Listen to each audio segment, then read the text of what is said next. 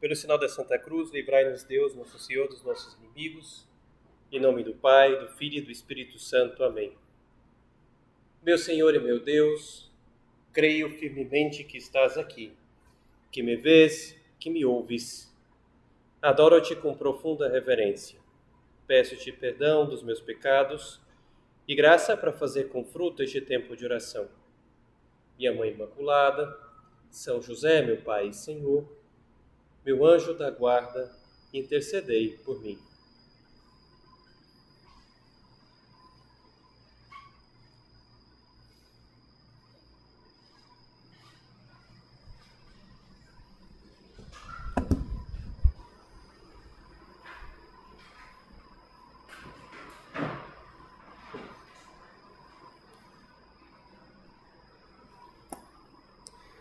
Quando vamos para um lugar que não conhecemos, o normal é olhar o mapa, ver um pouco como é que faz para chegar naquele lugar, se vou de ônibus, qual ônibus eu uso. Aí eu uso um aplicativo, se vou de carro, eu ligo o Waze, o Google Maps. Mas sempre é bom estudarmos de fato essa viagem, não colocar cegamente lá o aplicativo que me guie, porque às vezes eu posso me equivocar ou ir para um lugar ou pelo caminho que até é perigoso e sabemos muito bem. E o pior ainda é quando estamos no meio do percurso e talvez venha aquela suspeita, será que eu estou no caminho certo? Né? Eu conto isso porque vamos falar da conversão, e a conversão supõe exatamente isso, nós estamos levando a nossa vida e de repente vem algo que talvez nos coloque a questão, será que eu estou no caminho certo? Será que eu não preciso mudar? Mas vem todo o peso de tudo que a gente já caminhou até aquele momento. E a tendência falou, não, mas acho que eu vou continuar, né? Eu continuo nesse... Ou não, então eu mudo. Porque mudar supõe perder todo o caminho que eu estou fazendo. Quando eu estava lá em Roma, bem distante, supõe para os padrões italianos é distante. Eu saí de Roma e até a Nossa Senhora de Loreto. Então é uma excursão de um dia inteiro, porque embora as estradas são boas, se atravessa a Itália de um lado para outro, tá certo? A bota lá é pequenininho, mas se atravessa de um lado para o outro, né? E ainda se vai um pouquinho mais ao norte. Então são várias horas de viagem, 3 horas e meia. E então, para um dia, para fazer num dia, é uma viagem até longa. E eu me lembro de um grupo que foi fazer um passeio saindo de Roma e todo mundo que estava no carro nunca tinha ido até lá. E aí colocaram lá no Waze, pô, beleza, vamos embora, né? E aí começou a dirigir e foi embora. Aí foi lá o pessoal. E aí, quando passou 3 horas e meia, eles chegaram num povoadozinho que não tinha nada a ver com aquele que era Loreto, né?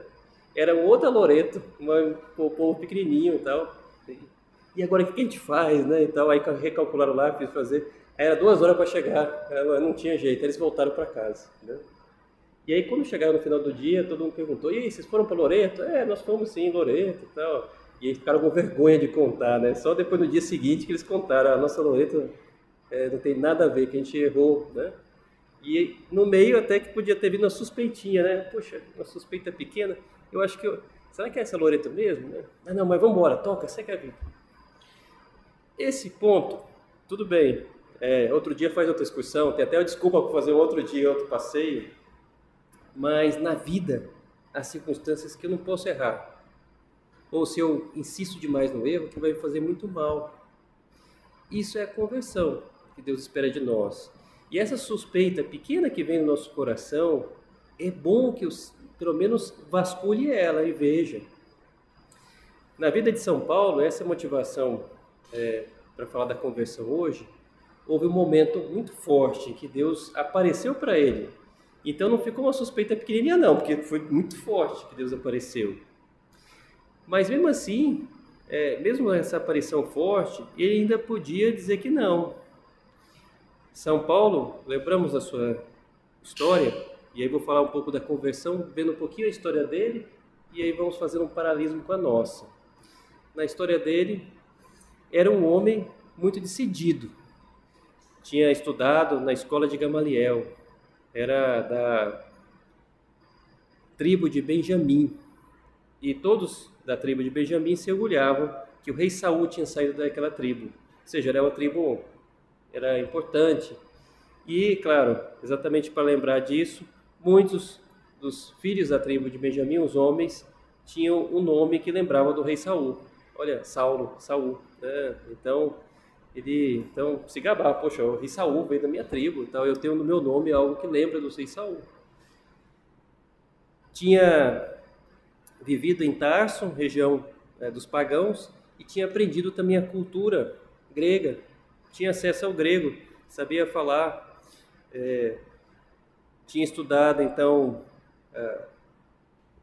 a escola de Gamaliel, que era a melhor escola rabínica, mas ao mesmo tempo conhecia muito da cultura grega.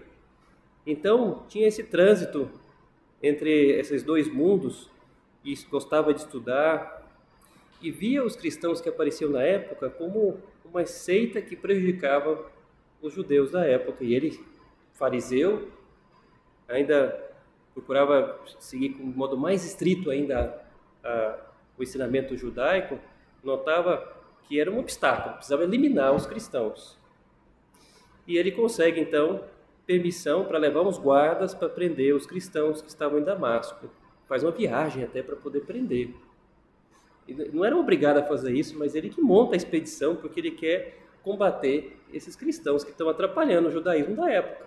Um tal Cristo que ele nem sequer tinha conhecimento, ele só tinha acesso ao Estevão, o Santo Estevão, né, que morreu mártir, e ele viu a morte do Estevão e não fez nada, viu? Olha, até de certa forma pode ser que ele pensou, olha, até bem feito por seguir essa seita, né? Então, a notícia do contato com o cristianismo é só o martírio de Santo Estevão que ele presenciou. Até guardou lá as vestes das pessoas que apedrejaram lá o Santo Estevão. Agora ele vai com esses guardas a Damasco. E tem um momento em que ele tem um encontro com Cristo na chegada de Damasco. O relato é emblemático e aparece 3 vezes nos Atos dos Apóstolos esse relato. Eu vou ler o primeiro deles e esse relato vai nos ajudar. Conta então, capítulo 9. Saulo, é assim que ele chamava, né? Saulo só respirava ameaças e morte contra os discípulos do Senhor. Apresentou-se aos príncipes dos sacerdotes e pediu-lhes cartas para a sinagoga de Damasco, ou seja, permissão para prender os cristãos. Durante a viagem, estando já perto de Damasco, subitamente o secou uma luz resplandecente, vinda do céu. Caindo por terra, ouviu uma voz que dizia: Saulo, Saulo, por que me persegues? Saulo disse: Quem é, Senhor? E a voz lhe respondeu: Eu sou Jesus, a quem tu persegues. Então, trêmulo e atônito, disse ele: Senhor, que queres que eu te faça? E respondeu-lhe: Senhor, levanta-te, entra na cidade, aí te será dito o que deves fazer. E paramos aqui. Deus, às vezes, permite que venha algum evento impactante, como aconteceu com São Paulo, e ele ajudou na conversão. Às vezes, permite, e é o mais comum, alguma pequena suspeita que a gente pensa: poxa, será que eu estou no caminho correto? Será que é isso aqui mesmo? E aí vamos aprofundando e chega o momento de uma luz, né? Uma luz que a gente percebe: nossa, eu preciso mudar. Mas há todo um ranço, né? Toda a pressão da mudança, porque supõe alterar o caminho. É alguém que está fazendo essa viagem que eu falei no começo e começa a suspeitar: será que a Loreto é para aqui mesmo? Se eu tivesse mudado, eu teria chegado a Loreto, mas não, eu insisti e cheguei num povoadozinho de nada que tem o mesmo nome. Como é bom que a gente acerte a nossa vida, porque eu não vou ter outra chance. A excursão dá para repetir, mas a nossa vida tem coisas que não dá para repetir. Como é bom que eu quero acertar, né? Vai ser para a melhor alegria da minha vida, vai ganhar também as pessoas que estão ao meu redor, uma conversão, uma pessoa que muda de vida para algo melhor, ganha as pessoas todas ao redor dela. Mas eu tenho que romper com aquilo que é um comportamento que me faz mal. São Paulo, ele estava já num embalo muito grande, olha só, querendo perseguir os cristãos com essa carta de recomendação, e tem esse encontro com Cristo. Ao encontrar, Cristo pega e ele diz, olha, vai ser dito o que você tem que fazer. E São Paulo era muito determinado. Ninguém diz o que eu tenho que fazer, eu vou fazendo, né? Mas naquele momento, naquele encontro com Cristo, ele já muda, deixa eu aprender, né? E Deus até, para ajudá-lo, né, mostra de modo bem emblemático, porque ele fica cego logo depois de ter visto aquela luz. Saulo levantou-se do chão, abrindo, porém, os olhos, não via nada. Tomaram-no pela mão e o introduziram a Damasco. Ele que foi com os guardas liderando, agora ele é carregado por esses guardas e entra em Damasco. E fica esperando, fica lá 3 dias esperando o que Deus vai lhe mostrar. E Deus suscita um Ananias, personagem que morava lá na cidade de Damasco, para ir procurar e falar com o Saulo. E o Ananias é que batiza Saulo, lhe dá a primeira instrução, seria o catecismo da época. Ele explica para o São Paulo. Interessante, né? O Saulo, que tinha se formado nas melhores escolas, era muito inteligente, aprende do Ananias, que não tem notícia que fosse um grande intelectual, o Ananias, um intelectual de Damasco, era uma pessoa de lá, cristão. Eu gosto de imaginar que o Ananias até explicasse com algum erro gramatical na sua fala, porque ele falava uma pessoa simples. E Deus suscitou Ananias para poder ajudar o São Paulo. Deus muitas vezes vai utilizar de instrumento de uma amiga que me ajude, né, da direção espiritual, para que eu possa encontrar esse caminho até o céu. Mas eu preciso dessa disposição que teve São Paulo, de humildade, de querer aprender, de reformular minha vida, porque uma conversão, pequena ou grande, supõe um trauma, porque eu tenho que mudar coisas que eu estou acostumado. E isso custa. E é bom agora, nesse momento, que a gente se pergunte, né? Tem alguma coisa que eu vejo que tem uma pequena suspeita, pequena ou grande, que eu preciso mudar na minha vida? Alguma inquietação que Deus já coloca no meu coração, que eu preciso mudar, isso aqui não está certo. E eu estou insistindo no caminho errado? De repente eu vou chegar na Loreto, que é uma corrutela lá, uma cidadezinha de nada, não vou chegar naquela cidade onde está as relíquias da Sagrada Casa de Nazaré. Em Loreto tem imagem de Nossa Senhora de Loreto e as relíquias da casa onde morou Jesus, que está lá na Itália, foi trasladado até lá e muita gente visita, é uma igreja muito bonita. Não será que eu tenho que mudar a minha rota para chegar a essa Loreto? E eu estou insistindo, e quanto mais eu insisto, mais eu me distancio do objetivo que eu quero. Não basta andar, não basta caminhar, não basta continuar a vida, eu tenho que ir para o caminho correto.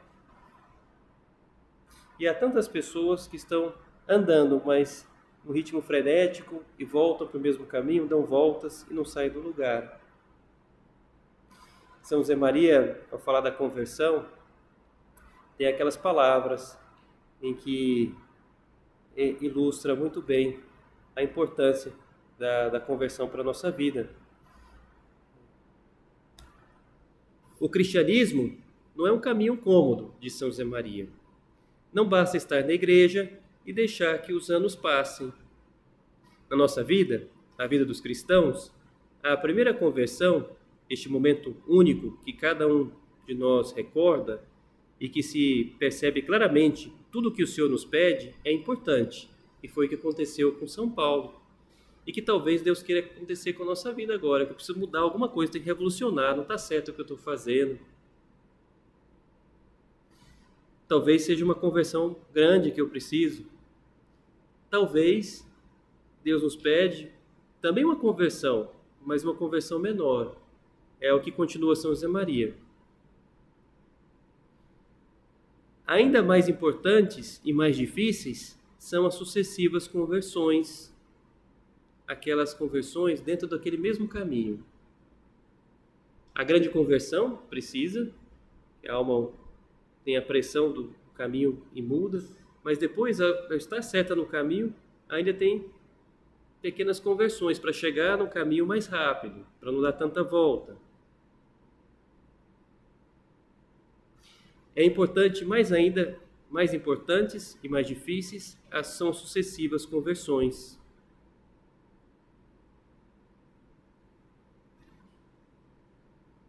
São Paulo teve essa grande conversão, mas Deus depois pediu para ele sucessivas conversões. Tinha um temperamento forte. Se fosse identificar, São Paulo era um colérico do tamanho de um bonde, né? Porque determinado e tal, né? E quando faz a primeira viagem apostólica, ele leva consigo o Marcos, o São Marcos, e vai o Barnabé, é quem leva ele. E os Atos dos Apóstolos, no começo, nomeiam Barnabé, Saulo, né? E o Marcos. São Paulo tem tanto protagonismo, né, e consegue ajudar tantas pessoas, que aí na segunda viagem, já no meio da primeira, mas na segunda, já ele faz a viagem sozinho, e Barnabé vai para outra viagem, ele já consegue essa autonomia. O São Marcos, no começo da primeira viagem, tem a primeira dificuldade e aí não aguenta, e o Marcos volta para casa, volta para Jerusalém, com medo das perseguições. O Marquinhos, ele volta atrás, arrega, né? E aí tem lugar a segunda viagem, e eles voltam, né? Com o Barnabé, o São Paulo e o Barnabé voltam e contam os milagres, e falam que teve aquela dificuldade que o Marcos foi embora, mas depois eles superaram ela, e deu tudo certo, e houve conversões. E aí enche os olhos do Marcos, que escuta aquilo, e fala, então eu vou com vocês na segunda, né? Aí o São Paulo, você quer ver comigo? Não, você arregou, agora nunca mais te pega, não vai comigo não, né? E houve lá, então, uma rixa lá, né? E Barnabé faz uma outra expedição para outro lugar e leva o Marcos. E São Paulo vai com Silas fazer a segunda viagem. Mas São Paulo, esse colérico aí, que até briga com o São Marcos, né? Quando faz a segunda viagem e ele fica sabendo que o Marcos dessa vez foi fiel, não voltou para a casa da mãe, eu quero minha mãe, né? Porque ele voltou de fato para a casa da mãe mesmo, né? E ele foi fiel, o São Paulo volta atrás. Olha, o Marcos, que é muito útil para o Evangelho. Interessante, né? Então São Paulo reconhece, não é também aquele que não muda, né? Ele volta atrás e fala que ele foi muito útil. São Paulo, então, tem essa grande conversão, depois dessas pequenas conversões, de escutar a voz de Deus também, que lhe pede. Ele queria muito abraçar o mundo, mas aí Deus fala que não é para ir para esse lugar, vai para esse outro aqui, continua aqui. Tem um episódio que Deus mostra claramente para São Paulo a importância da graça dele. Porque São Paulo, quando chega em Atenas, é natural pensar que ele estava com muito entusiasmo de ajudar a conversão dos gregos em Atenas. Era a capital cultural da época. Roma era o sede do império, mas a capital cultural ainda continuava sendo Atenas. E ele sabia o grego, então, poxa, eu vou aqui, ele está lá de passagem por Atenas, se dispõe aí no lugar onde os gregos tinham a discussão de novas ideias. E aí sempre quem tinha alguma nova ideia podia falar lá e os outros escutavam, né? Discutiam as ideias, a herança dos grandes filósofos que tinha havido. Basta pensar, Aristóteles, Platão é de 300 anos antes, então ainda tinha muita influência desses grandes filósofos. E ele vai então nesse momento, né, prepara um discurso, que é o discurso do Areópago, em que ele coloca tudo o que ele sabe de retórica para ajudar a conversão daqueles atenienses. E aproveita até conhecimentos a respeito da cultura deles. E aí começa a falar do Deus desconhecido. Esse Deus desconhecido que vocês têm um templo, é esse Deus que eu venho falar, que é o Deus dos judeus. E aí vai falando, né, da salvação que vem operar com Cristo. E explica toda a história da salvação e eles vão escutando. Quando fala do Deus desconhecido, eles estão atentos. Quando fala de Cristo, ainda continuam. Mas quando Paulo fala da ressurreição, eles não entendem direito a ressurreição. Como pode, né, uma pessoa morta passar a ter vida, presa no materialismo da época? Eles não entendem a ressurreição, que é um milagre, claro, mas não entendem essa ressurreição. E aí já desprezam São Paulo. A outra hora se escutaremos, né? Já começa a querer chamar a outra para falar outra ideia. E São Paulo que preparou aquele discurso com tanto carinho, talvez gastou horas lá, né?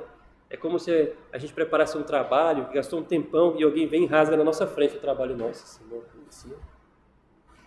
E São Paulo, então, ainda ajuda, né? E há uma conversão de poucas pessoas ali, mas tem essa experiência da frustração. Mas ele não desiste, né?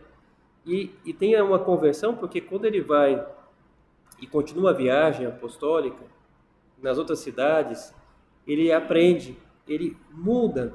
Não é com a minha inteligência, não é com a sabedoria das palavras é que as pessoas vão se converter.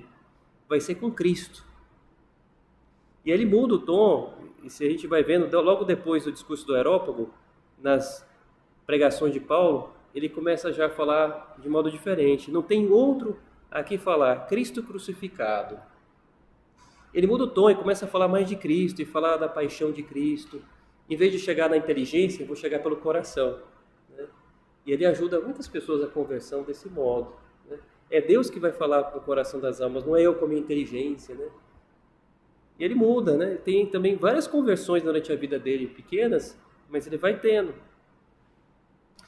Que eu também tenho essa abertura para essas conversões.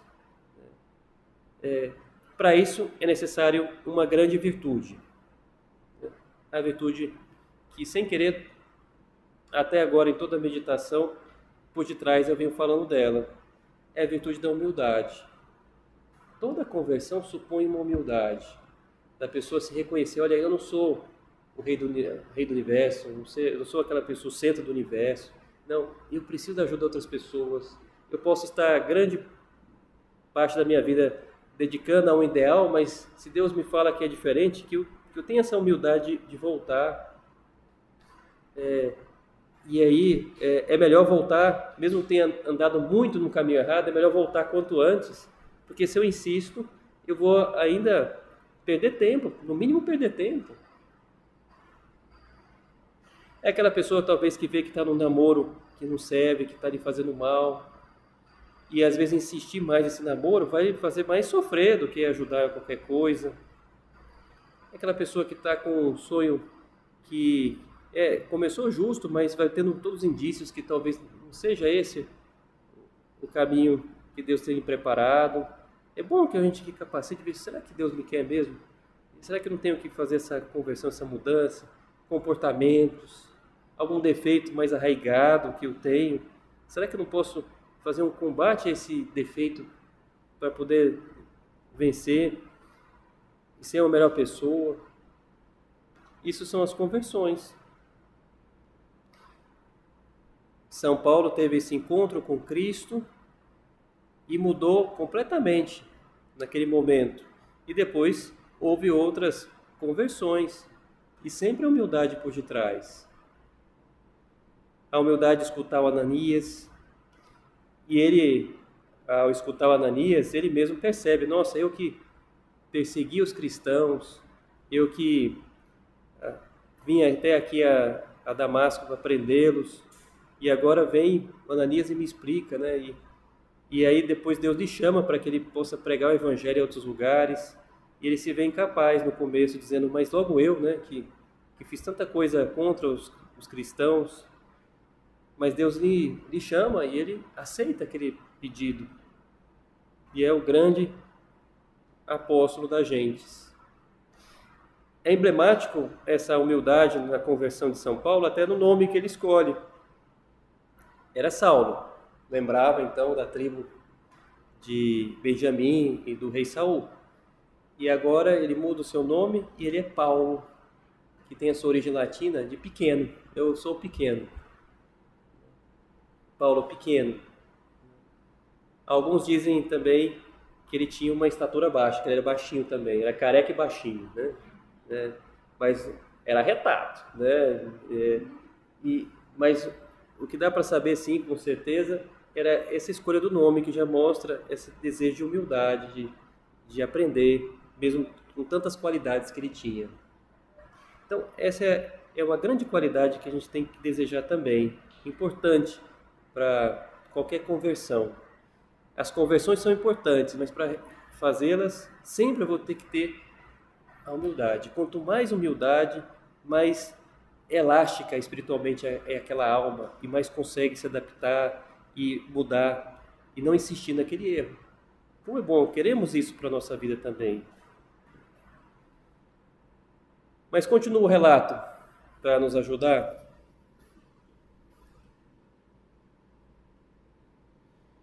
Ananias entrou em casa, impondo as mãos, disse a Saulo: meu irmão, o Senhor, esse Deus, esse Jesus que te apareceu no caminho, enviou-me para que recebas a visita e fiques cheios do Espírito Santo. Recobres a vista e fiques cheios do Espírito Santo. No mesmo instante, caíram dos olhos de Saulo como que umas escamas e recuperou a vista. Levantou-se e foi batizado. Então, aqueles olhos, né, que não impediam de ver, agora já consegue ver, já voltou um pouco ao normal. Mas não é porque voltou ao normal que ele desiste, então agora já estou normal. Não, ele quer aprender e aprender é abrir mais esses olhos agora para um motivo sobrenatural. Toda conversão é um processo também. Aos poucos a gente vai abrindo os olhos para ver como é bom estar com Deus, como é bom fazer esse tempo de oração, como é bom dizer sempre a verdade, como é bom ter essa confissão frequente, como é bom. E para muitas pessoas eu animo exatamente como um desafio, porque às vezes a pressão do passado, as dificuldades podem nos levar a querer de fato não ver, a querer ainda ficar com os olhos cegos, né? E que eu animo, olha, faça o desafio, né? Às vezes, se há uma dificuldade de conversão, dizer, olha, se você já vê, já sente essa inquietação, então, pelo menos dê um passo e viva um mês com essa conversão 100% no seu coração, tentando viver bem. E depois deste mês, me diga se você não foi mais feliz. Às vezes, o melhor é pedir que a pessoa mesmo faça o testemunho de vida. Mas, claro, se vou me dispor a fazer isso, então tem que entrar 100% no tratamento, né? Então tem que viver 100% mesmo, eu quero viver o máximo possível. Não viver as meias, mas 100% aquilo que Deus me pede, aquilo que eu vou vendo nessa inquietação. E claro, com certeza Deus vai tocar o nosso coração, a gente vai ver. Né? Mas é bom que a gente veja na prática, né? Com sinceridade, ver se não somos mais felizes. Cai com a vida sacramental, cai essas escamas de fato do gosto pelo pecado. Aos poucos a gente vai percebendo a maldade que tem por detrás do pecado. Uma pessoa que não se converteu ainda, está longe de uma conversão, pensa que está fazendo certo, mas está lhe fazendo mais mal ainda. E agora, quando cai essas escamas, consegue ver melhor, consegue então, de fato, perceber como é bom estar com Deus. Mas no começo, de fato, custa, porque há toda essa pressão no passado. Uma última ideia para nos ajudar. Depois que Saulo recebe o batismo, é Paulo agora, Deus vem e lhe chama para uma missão, ajudar tantas pessoas. E ele assume então essa tarefa e vai então pregar o evangelho a tantos lugares sem medo do seu passado. Às vezes há pessoas que têm dificuldades da conversão pensando no seu passado. E que vão dizer as pessoas que me conheceram antes? Quem sabe alguém vai dizer, quem te viu, quem te vê, né? E tal, mudou aí e tal, mas isso aqui é fogo de palha, agorinha já não vai, né? E aí vem o orgulho e fala, não, só porque ela falou isso, então eu vou voltar ao meu passado. Não, não volte. Senão você fica sendo manipulado, né? Não, tenha decisão, né? O passado vai nos ajudar como Paulo, que ele lembra do passado para reforçar a sua conversão. É interessante que o próprio Atos dos Apóstolos, que é um livro curto, aparece 3 vezes São Paulo falando da conversão dele. E ele conta, eu era assim e tal, eu mudei e tal. Ele usa a conversão até como um impulso para manter no bom caminho. Que a gente também faça isso. Meu passado, se eu quero mudar, vai servir como impulso, que eu não quero isso mais para a minha vida. Vamos terminar olhando para Nossa Senhora. Agora, tem Jesus aqui conosco, Nossa Senhora. Que Nossa Senhora, de fato, nos ajude a empreender esse caminho de conversão, guiados com a ajuda dela.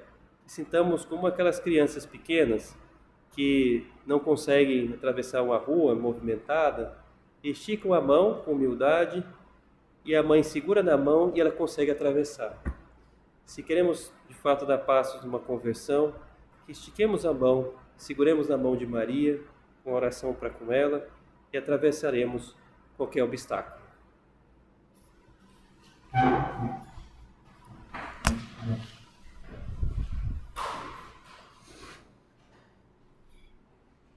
Dou-te graças, meu Deus, pelos bons propósitos, afetos e inspirações que me comunicaste nesta meditação. Peço-te ajuda para os pôr em prática. Minha Mãe Imaculada, São José, meu Pai e Senhor, meu anjo da guarda, intercedei por mim.